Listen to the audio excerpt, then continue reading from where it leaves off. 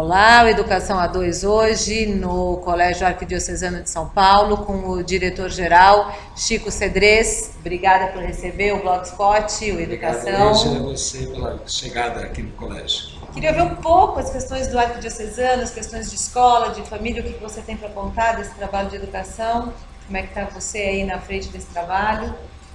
A alegria de estar aqui no colégio já há tantos anos e ver uma comunidade que vai se integrando muito fortemente.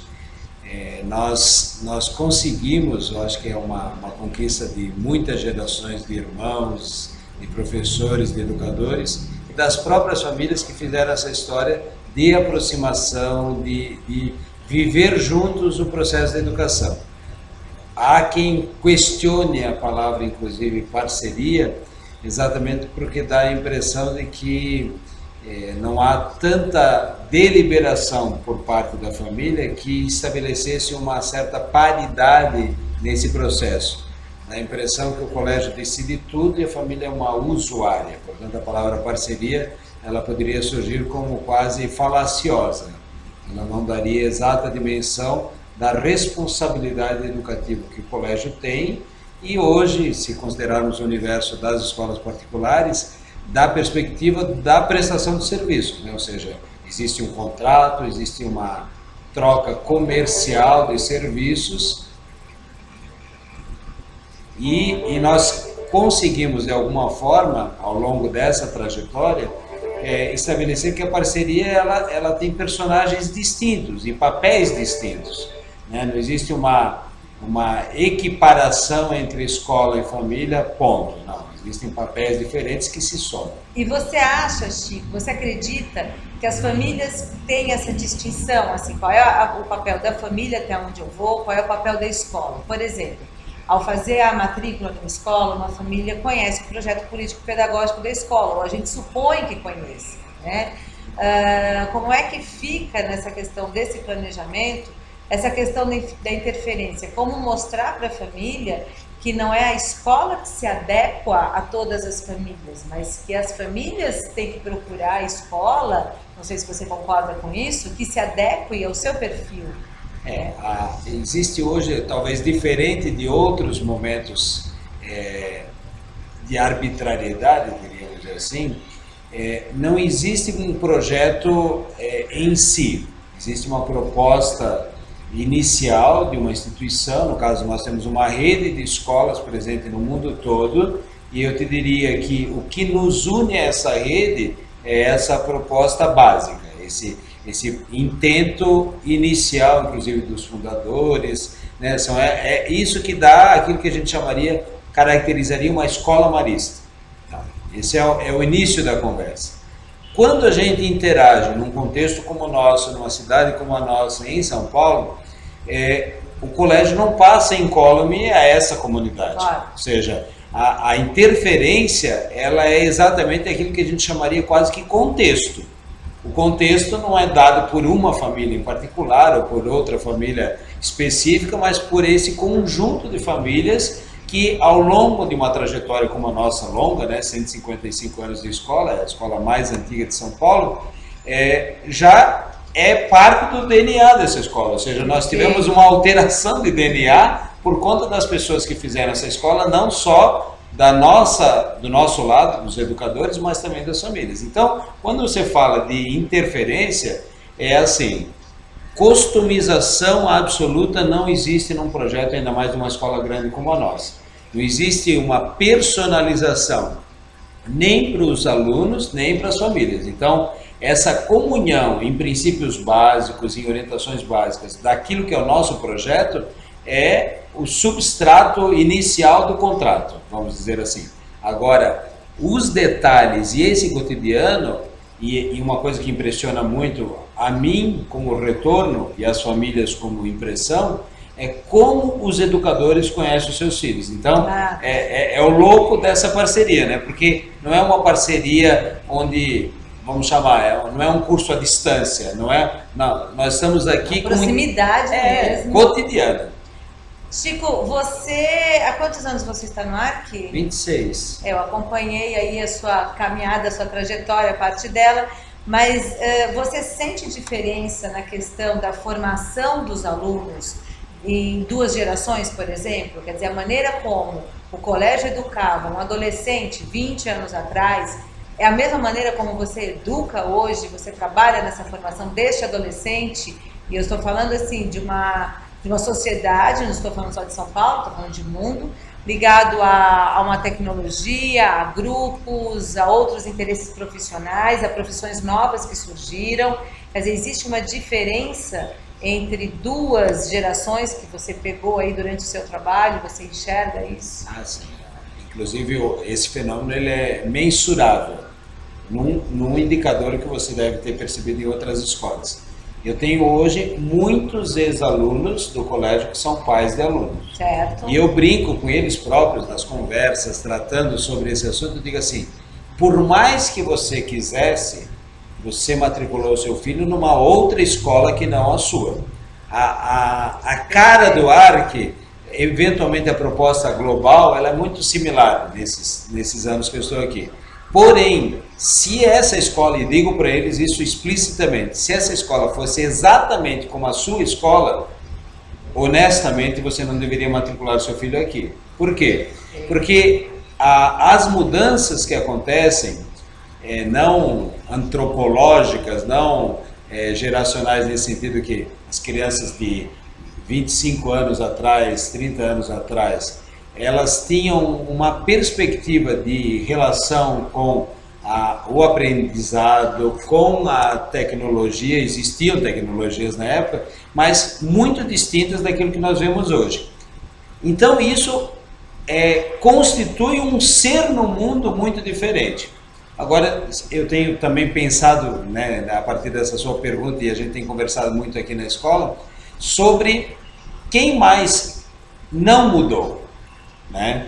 Por quê? Se as crianças têm influências dessas mudanças culturais fantásticas que nós estamos vivendo nessas últimas décadas, a sensação é de que o mundo adulto nem sempre assume a sua condição como um mundo adulto.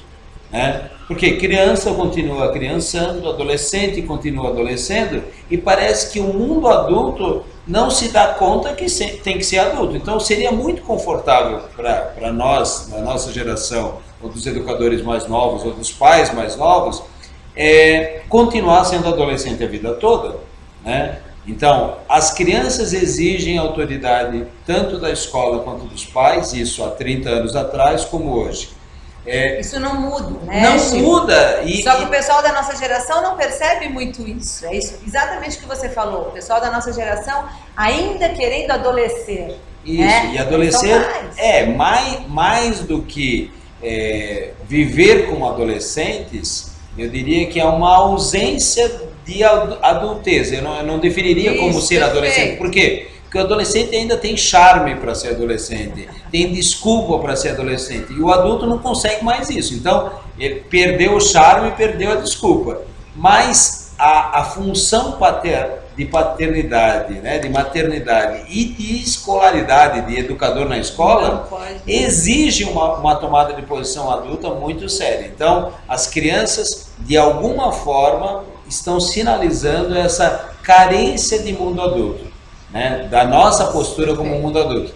Então, eu poderia dizer que a grande mudança geracional é esta. Nós temos um mundo adulto absolutamente intransigente e, de um modo em geral, nós temos um mundo adulto um pouco ausente, né, de uma intransigência sofrida. Meio termo, né? Isso, equilíbrio, proximidade. Né, dizem alguns que não é para ser amigo dos filhos, eu não sei. Né, adulto com criança pode ser amigo, né, não é amigo, mas é um amigo, é uma relação de parental, mas com uma linguagem mais próxima e tudo mais. Então isso é avanço. Claro. Quando se consegue esse equilíbrio, eu acho que a gente conseguiu um avanço civilizatório, inclusive. Perfeito. Agora isso, Chico, nós estamos falando aqui enquanto educadores. O professor que é educador, e você, como está aqui no ARC há 26 anos, você tem professores que também estão aqui há 30 anos. Como você percebe que é para esse professor ter trabalhado, por exemplo, dentro da sua matriz curricular, com o pai daquele aluno que hoje, né, volta enquanto família para a escola com o seu filho, com o mesmo professor? Como é que esse professor se adapta a uma outra geração que pede coisas diferentes, que pede um mecanismo diferente em função da aprendizagem? Eu poderia dizer que existem pessoas que atingem mais essa necessidade de mudança, tem gente que atinge menos. A obrigação da escola, e eu acho que os maristas nesse sentido foram muito coerentes sempre e hoje mais do que nunca, é o trabalho de formação em serviço. Por quê? Porque, querendo ou não, falávamos isso numa reunião ontem bem importante, né? A fidelidade às crianças e aos adolescentes é talvez aquela condição da nossa função como educadores mais crucial. Ou seja, se eu percebo quem é a criança, se eu percebo quem é o adolescente e acolho essa realidade nova e eu sou vocacionado a trabalhar em educação, a liga dá certo, né? Então, metodologias, técnicas, recursos tecnológicos, eles vão dando subsídio para esse professor amorosamente vinculado aos seus interlocutores, não é mais público, não é mais cliente, não é mais objeto de aprendizagem. A relação do vínculo ali, do afetivo. É interação. Então, essa interação dá sempre certo. Eu diria que, né, pensando em mudanças geracionais, a relação de um avô legítimo, né, com os seus netos, ela dá certo exatamente porque tem esse ingrediente. Ah, mas a mentalidade do vovô é tão antiga, né? Ele é de... Não. Primeiro, a gente tem que chegar à conclusão que os nossos, né, avós, os nossos pais mais idosos, eles convivem conosco no mesmo mundo há bastante tempo. Com certeza. Né? Então, tem influências também dessa realidade. Então, pensando em termos de influências, eles também estão influenciados por tudo isso. Só que, mesmo que eles não compreendam as mudanças, vamos chamar de cenário tecnológico, midiático e tudo mais, se eles têm esse ingrediente do afeto, e é louco pensar isso, por mais que existam recursos tecnológicos, mediações profissionais fantásticas, quem está em educação e ama crianças e adolescentes dá certo. O contrário, ou seja, toda essa parafernália não funciona sem afeto. Isso vai muito ao encontro de um texto até que eu escrevi outro dia na questão da responsabilidade da escola no acolher o aluno. Sem um vínculo é impossível, né? A gente não acredita numa aprendizagem se não houver esse vínculo. O aluno tem que estar mobilizado para isso. E isso, com certeza, é um trabalho que o Arquidiocesano faz muito bem feito. Então, só para a gente encerrar a nossa conversa, como você colocaria a educação do Arquidiocesano uma escola marista, com um foco para as crianças, para os pré-adolescentes e para os adolescentes? Quer dizer, que diferencial vocês têm para cada faixa etária, não por ano, mas por segmento? Hoje, quando se pensa em uma escola grande como a nossa... Quantos alunos vocês têm aqui nessa unidade? 3.502. Só em São Paulo? Só nesta unidade em São Paulo. Né? Em São Paulo temos mais Glória, mais 14, 15 escolas aí nesta nossa região do Brasil. No Brasil inteiro são 65 escolas, então é um universo muito grande, 150 mil alunos, né? É bastante gente na educação básica. Então, quando se pensa nos segmentos da educação infantil em escolas grandes, já se quebrou aquela ideia da família que é mais ou menos reproduzida numa escolinha de fundo de quintal. A escola só para criança pequenininha. Né? Então, os pais, até viciados por essa perspectiva de segurança, de cuidado, já começam a ver numa escola grande nossa que a profissionalização das educadoras e dos educadores, nós felizmente temos alguns educadores na educação infantil também, já dá o hábitat para a escolarização na educação infantil. Que já dá a segurança, que já é a linha. A profissionalização, ela faz com que qualquer espaço seja de acolhimento, né? Então não é o tamanho menor que dá acolhida, nem o tamanho maior que dá insegurança. Então, para a educação infantil. E uma das coisas que a gente tem como rede que é bem importante para a educação infantil é a questão de um projeto que respeite a criança dessa faixa etária. Então, quando se fala do brincar, não está se falando de entretenimento, Está se falando em metodologia para trabalhar com a criança dessa faixa etária. É o brincar que desenvolve habilidades, é o brincar que Isso. desenvolve esse cognitivo. E uma intencionalidade muito presente no cotidiano. Então, o trabalho com as professoras e a formação das nossas professoras na educação infantil, a gente, quando se pensa em macros processos de educação, é a professora que deveria ser melhor remunerada na escola da educação infantil. Países sérios fazem isso. E a gente tem uma questão completamente inversa, que eu acho que isso dá um pano para muita discussão, porque é uma coisa que a gente sempre discutiu, que é a responsabilidade do professor da escola infantil, que é aquela socialização, aquele amor da criança pelo aprender que você tem que colocar desde pequeno, e tem uma questão de uma remuneração incoerente. No fundamental, pensando no fundamental hoje de 9 anos, há um crescendo da sistematização dessa alfabetização, e quando a gente pensa em alfabetização não dá para não falar de matemática e português, mas hoje já fica bem claro que aprende-se a língua e aprende-se lógica, matemática, em tudo aquilo que a escola trabalha. Então, se houver um projeto bem integrado no fundamental, a gente garante essas bases para que uma aprendizagem seja feita com consistência, e aí num gradiente de primeiro ano até o 9º ano, onde as questões, inclusive, do crescimento devem vir à tona explicitamente. Então, a criança cresce na escola e não se fala disso. Então, num colégio como o nosso, a gente leva a sério as discussões sobre o crescimento. Existe um espaço que nós chamamos de APS, semanal, com o professor titular, que discute questões de desenvolvimento acadêmico, pessoal e social. É bem interessante como isso é feito nesse crescendo, ou seja, o adolescente, a criança, tem que ter espaço para falar sobre as questões são delas, né? E a escola não é um espaço alheio a isso. Então, o educador é alguém sensibilizado com esse movimento. Então, no fundamental, uma grande ênfase na qualidade acadêmica, mas não se esquece que a criança tem corpo, que a criança tem emoções. A vida própria. Isso. E espiritualidade, outras coisas que a gente valoriza bastante para pensar num ser humano um pouco mais equilibrado e saudável. No ensino médio, há, inevitavelmente, uma ênfase na parte acadêmica, mas não se esquece de projetos interdisciplinares. Nós temos um projeto maravilhoso, que um dia a gente vai conversar ainda bastante sobre isso, o projeto Escolha. Quando a gente fala de um novo ensino médio, a gente pensa em quebrar tudo, e aí a gente bate de cara com vestibulares, com Enem e tudo mais. O Brasil ainda cobra isso, gente. Então não tem jeito. Então, como é que a gente vai quebrando por dentro?